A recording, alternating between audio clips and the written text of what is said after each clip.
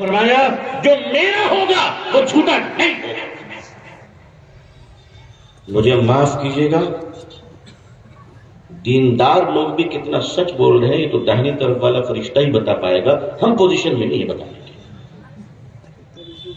کیا اس ملک میں بھارت کے اندر 3.5 لاکھ مدرسے، 5 لاکھ مسجدیں، گلی گلی تبلیغی جماعت، مجھ جیسے چھوٹے موٹے لوگوں کے جلسے، بڑے بڑے اکابرین کے نصیحت والی واعظ و نصیحت، مدارس، خانقاہ، علماء، اکابرین، ان سب کے ہونے کے باوجود ہم بھارت کے مسلمانوں کو ابھی تک یہ طے نہیں کر سکے، یہ یقین نہیں دلا سکے، یہ عادت نہیں ڈال سکے کہ میری قوم کے لوگوں سوئی پہ لٹک جانا مگر جھوٹ مت بولنا.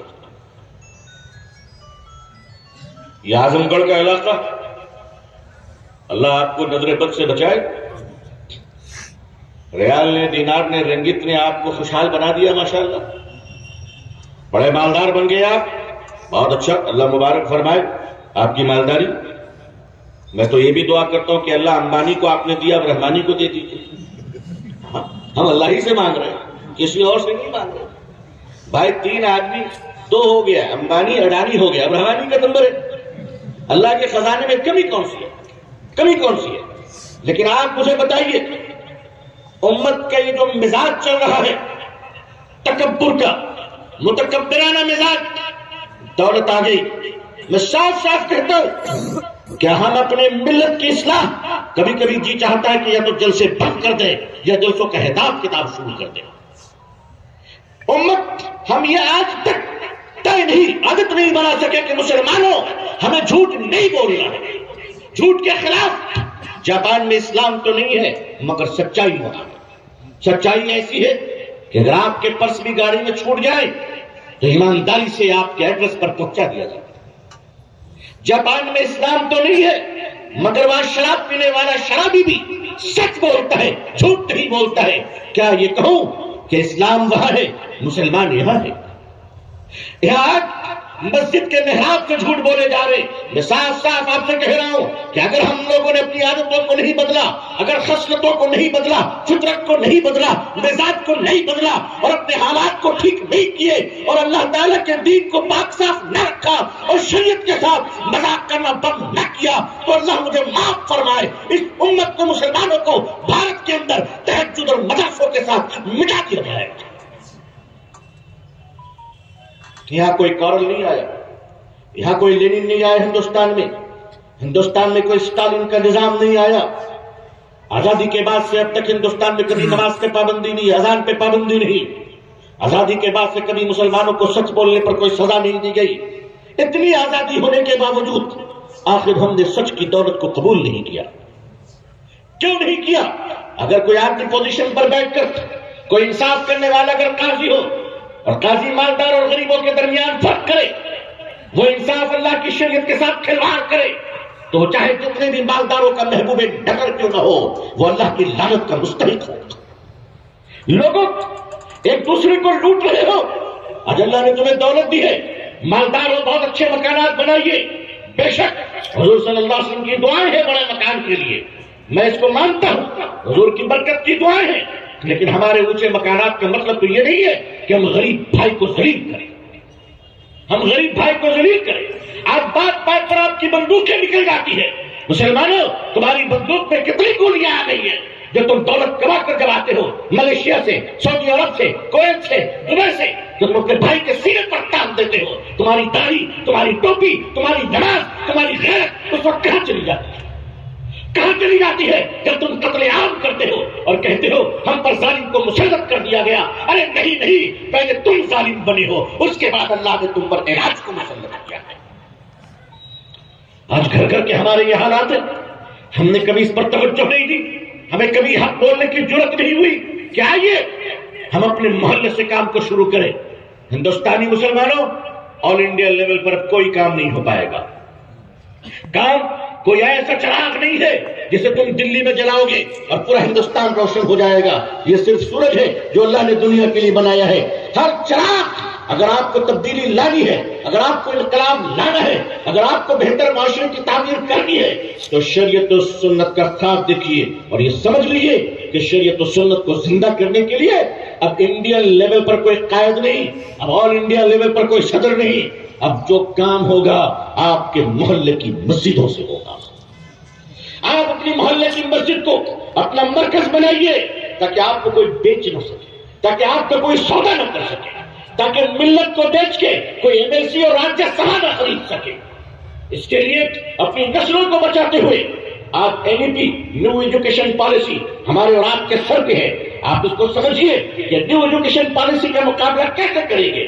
میں مبارکباد دیتا ہوں ہمارے علماء کو، ادارے کے ذمہ داروں کو، جنہوں نے مدرسوں کے ساتھ ساتھ اب اسکولوں کی بنیاد رکھی۔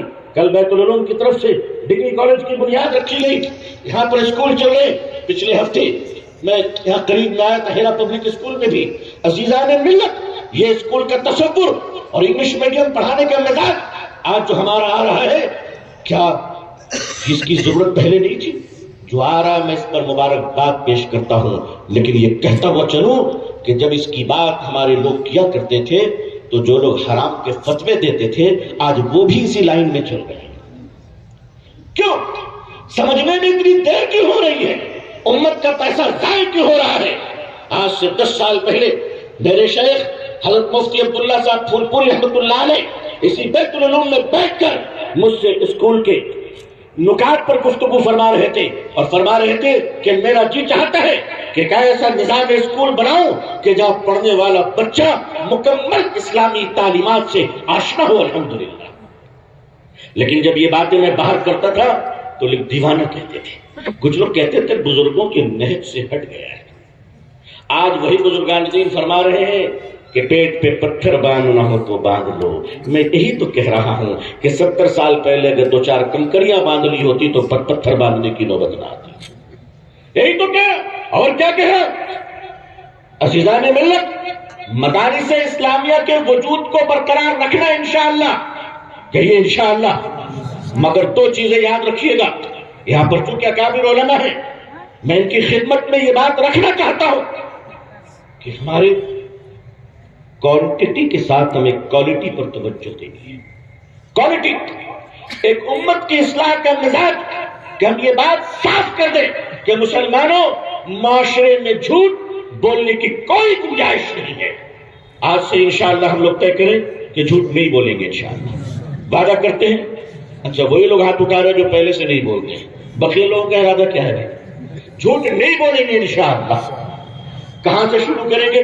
یہ کوئی معمولی کام نہیں ہے، یہ کوئی معمولی کام نہیں ہے۔ کہاں سے شروع کریں گے؟ یہ جو موبائل پہ ہم لوگ جھوٹ بولتے ہیں نا گھر سے نکلتے ہوئے، ارے کہاں ہو؟ کہ وہ بیچ جام میں پھنسے ہوئے ہیں۔ کیوں جھوٹ بولتے ہو بھائی؟ کیا ملنے والا ہے اس سے؟ اگر سچ بول دو گے کہ ابھی بیت العلوم سے نکلے ہیں تو کیا سر قلم کر دے گا؟ دوسری چیز دیانتداری۔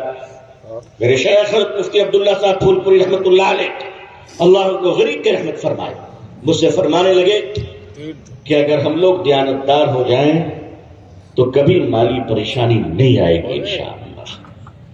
یہ بات اس وقت تھوڑا سمجھا تھا، آج زیادہ سمجھ میں آ رہی ہے۔ دیانتداری کیا ہوتی ہے؟ ہم کہتے ہیں اس ملک میں انقلاب لائیں گے، اس ملک میں انقلاب لائیں گے، سیاسی قوت پیدا کریں گے۔ میاں یہ سب بعد میں کرنا، پہلے اپنے مسجدوں میں جو نمازی جوتے اتارتے ہیں اس کی حفاظت کا انتظام کریں۔ ہم تو ایماندار اتنے ہیں کہ دروازے پہ اگر اچھے جوتے کھول دیں تو سجدوں میں خدا سے زیادہ جوتے یاد آتے ہیں۔ یہ ہماری ایمانداری ہے، یہ ہماری آنیسٹی ہے۔ ہماری ایمانداری کا عالم یہ ہے کہ مسجدوں میں جو واٹر کولر رکھے ہیں اس پر جو گلاس رہتا ہے اس گلاس کو بھی اپرادھی کی طرح ہم چین سے باندھ کر رکھتے ہیں۔ اس گلاس سے پوچھئے تجھے کس جرم کی سزا دی جا رہی ہے تو وہ کہے گا مسلمانوں کی بے ایمانی کی پہچان۔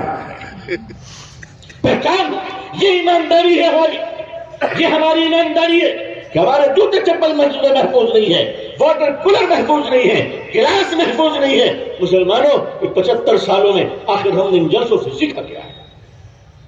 آج ہمارے پاس اتنی ایمانداری بھی نہیں رہی، ہم اتنے بے ایمان بنتے چلے گئے۔ بعض مسجدوں میں جاتا ہوں تو وہاں بیت الخلا میں تالا لگا رہتا ہے، میں نے بہت بار سوچا کہ اللہ کمیٹی نے یہاں کون سا خزانہ چھپا کر رکھا ہوگا.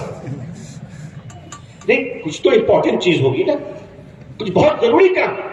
ساری مسجدوں میں بڑے بڑے تالے لگے ہوئے, ایسا لگتا ہے کہ بہادر شاہ ظفر جاتے ہوئے یہاں کچھ چھپا کر گئے ہیں.